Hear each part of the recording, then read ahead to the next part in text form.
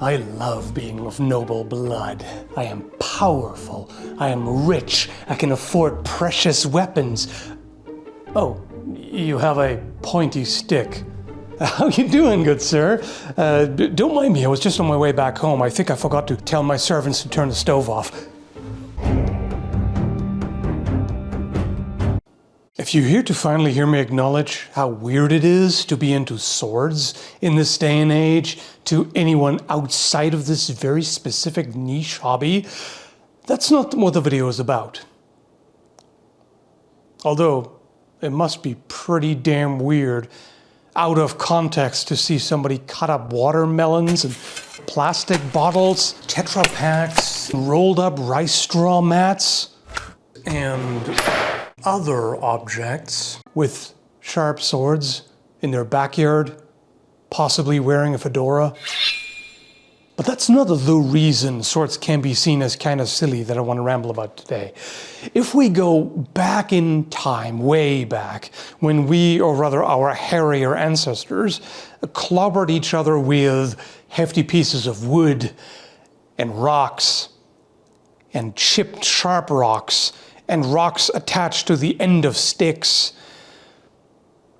That's all fairly intuitive, right? But then after they became better and better at chipping stone and eventually grinding it too and making more and more refined, long, pointy pieces of rock, they discovered metal. So naturally, they made pointy, sharp things out of metal. So now you can make a sheet of copper and make it pointy and sharpen it, and you can stick each other with it. Okay, yeah. But what if you made it longer? After all these failed attempts, I have finally made a copper dagger. Cool. Make it longer. Oh. Having discovered bronze, we can now make even longer daggers. Make it longer. But if we make it longer, it will bend. Make it longer. You know where else we've seen significant advances in technology and materials? Jewelry. If you like rings, I highly recommend my sponsor Thorum. There's some really cool designs with interesting materials. Anything from pattern welded steel to antler, dinosaur bone, whiskey barrel, ironwood, zirconia, ceramic, tungsten, etc. I like how unique the designs are, and I'm really impressed by the craftsmanship. Also, I like that this is one guy who's really enthusiastic about what he does in his workshop as opposed to a soulless corporation. You get a sizer to figure out what's most comfortable for you, and even if it doesn't work out, you can send the ring back and replace it with a different size. So great quality and customer service, very easy for me to recommend Thorum. Check it out in the description below. So now we have something that takes a lot of specialized skill and knowledge to make, is much more costly, and doesn't crack skulls and bones as well as a rock tied to the end of a stick, that bends easily, that chips easily. But hey, you can stab somebody with it at greater distance.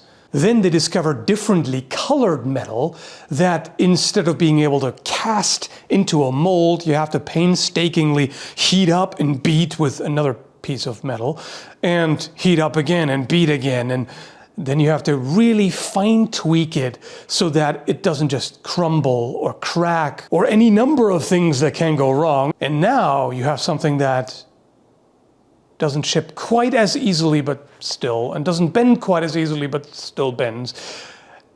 But it looks really cool, and there's a lot of prestige involved because of how difficult it is to make, and how rare it is, and how expensive it is, and how only the upper classes are allowed to use it, or can afford to use it.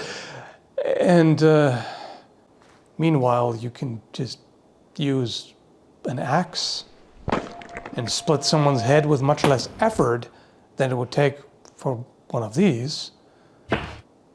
Or you have somebody with a pointy stick that can stab you at a greater distance, and there isn't a whole lot you can do. Why are we doing this again?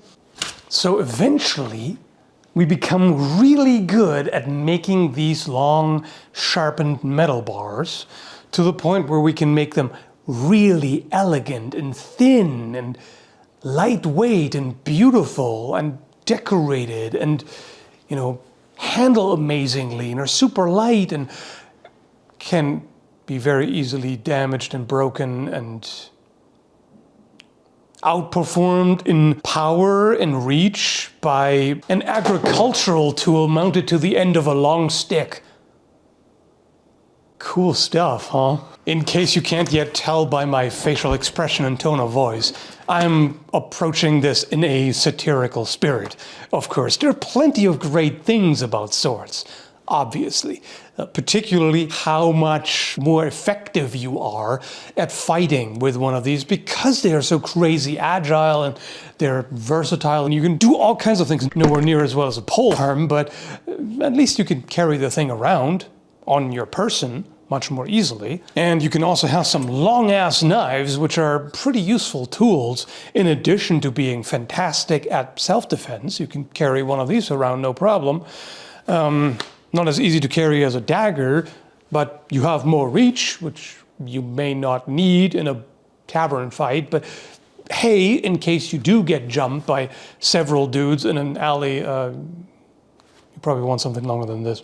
However, even though a long knife is quicker and easier to make than a double-edged sword, it's still somewhat challenging, and there are plenty of things that can go wrong with this. The longer you make a blade, the more margin for error, particularly if you don't have super homogeneous modern crucible steel, and you run the risk of slag inclusions creating weak spots randomly along the blade, unless it's really well made, at which point it costs quite a bit more. And then one of those money bags comes along who thinks they're so much better than you because of the genealogy they happen to be born into, and is wearing a suit of steel.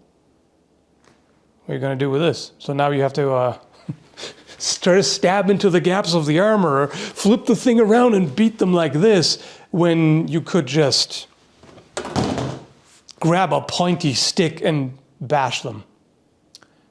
So now, yeah, this is very quick and easy to make. You might even be able to put it together with recycled bits of steel or iron, or, I mean, let's face it, you can make a mace out of brass or even copper. So now when you hit someone with these who's wearing armor, it'll still hurt a lot. If you hit somebody without armor, it'll hurt even more. And if it breaks, it doesn't cost you all that much to replace. You can have 10 of these for the price of one, probably more, more than 10 for the price of one sword. It just isn't that glamorous. There's not a lot of status, prestige attached to one of these. It's just, it's more like there's a lot of brutality attached. And of course, if you were to fight somebody with one of them super fancy agile swords with one of these, yeah, they might cut you down before you have a chance to hit them because this is just that much slower. But on the other hand, they will also have one hell of a hard time to defend against a hit from one of these. And of course, you can always compensate by making it longer. Make it longer. Oh no, you have one of those fancy, shiny, high-tech, sharp, pointy metal bars. Well, I got a sturdy wooden stick. Come at me, bro. Oh wow, halberds and other polearms are pretty useful, huh? They hit hard, they have a ton of reach, they can hook and control, they're good against armor, they're good in formation.